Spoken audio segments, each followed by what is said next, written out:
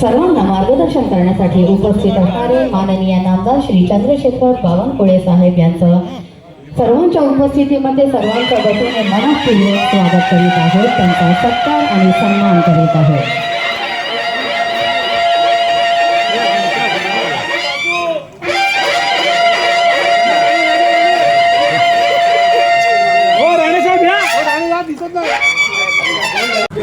ही महापालिकेने व्यवस्थित बाजू मांडली नाही आणि हा जो पीडीआर जो आधी 2800 कोटींचा सांगत तो आता जवळपास 3500 कोटींपेक्षा जास्त पीडीआर देण्यात आलेला आहे। आज मला नगरसेवक निवेदन देणार आहे।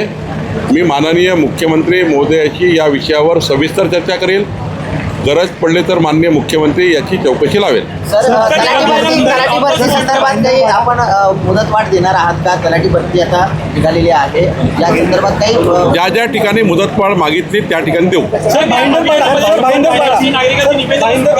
तुम्ही आणि सांगितलं की 7 दिवसात तुम्हाला मेसेज दिला आणि निपटारा होईल त्या कामांचा, काय सांगायचं? आज मला नागरिकाची 110 निवेदन आली आहे। त्या निवेदनाची बैठक मी कलेक्टर ऑफिसला बोलवली आहे। प्रत्येकाच्या हातात निवेदन दिलं आहे। त्यांनी स्वतः कलेक्टरला निवेदन द्यायचं आहे माझ्या सहीचं। जिल्हाधिकाऱ्याला सूचना दिल्या आहे की माझ्या सहीने जे जे निवेदन आलं आहे त्या निवेदनावर जिल्हाधिकारी बैठक घेऊन ते निवेदन अंतिम करतील। आंदोलन करणार आहेत आणि त्यांनी सांगितलेलं आहे की हे शेवटचं आंदोलन आहे, त्यामुळे मोठ्या संख्येने उपस्थित राहा।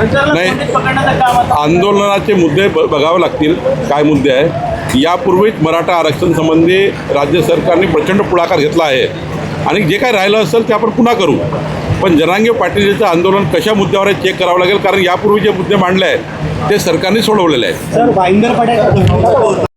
सर्वांना मार्गदर्शन करण्यासाठी उपस्थित असणारे माननीय नामदार श्री चंद्रशेखर बावनकुळे साहेब यांचं सर्वांच्या उपस्थितीमध्ये सर्वांच्या वतीने मनपूर्वक स्वागत करीत आहोत, त्यांचा सत्कार आणि सन्मान करीत आहोत।